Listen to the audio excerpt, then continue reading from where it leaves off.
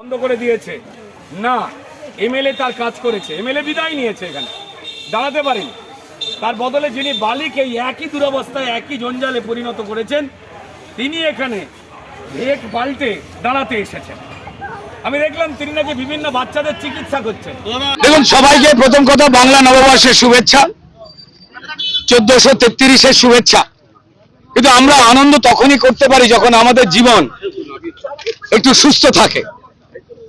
সমগ্র পশ্চিমবঙ্গ জুড়ে তথা হাওড়া জুড়ে, বিশেষ করে শিবপুর জুড়ে যে আবর্জনা স্তূপ তৃণমূল করে রেখে দিয়েছে, যে নোংরা অসুখ বিসুখ ছড়াবার প্রকল্প করে রেখে দিয়েছে, সেইখান থেকে যদি মুক্ত না হয় আমাদের বাচ্চারা, আমাদের মায়েরা, আমাদের বোনেরা, তাহলে আনন্দ করব কি করে? সেটা ধর্মীয় উৎসব হোক, সামাজিক উৎসব হোক।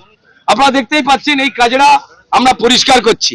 পশ্চিমবঙ্গের মানুষ জানে যে এই পার্থিব কাজরা ছাড়া পশ্চিমবঙ্গের এই গন্ডগি, এই নোংরা ছড়াবার সব থেকে বড় কাজরার নাম হচ্ছে তৃণমূল কংগ্রেস, যারা লুট পাট করে নিজেরা বড়লোক হয়েছে অবৈধ উপায়ে, আর পশ্চিমবঙ্গের মানুষের জীবন, শিবপুরের মানুষের জীবন খতম করে দিয়েছে।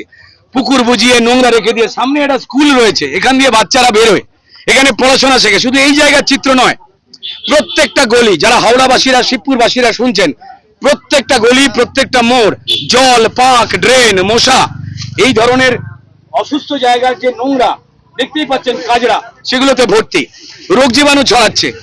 মানুষ যে নববর্ষ পালন করবে যে খুশিতে, সেখানে তো তারা অসুস্থ হয়ে পড়ছে, ডেঙ্গি ম্যালেরিয়াতে অসুস্থ হয়ে পড়ছে, রোগ জীবাণুতে অসুস্থ হয়ে পড়ছে। তাই আমাদের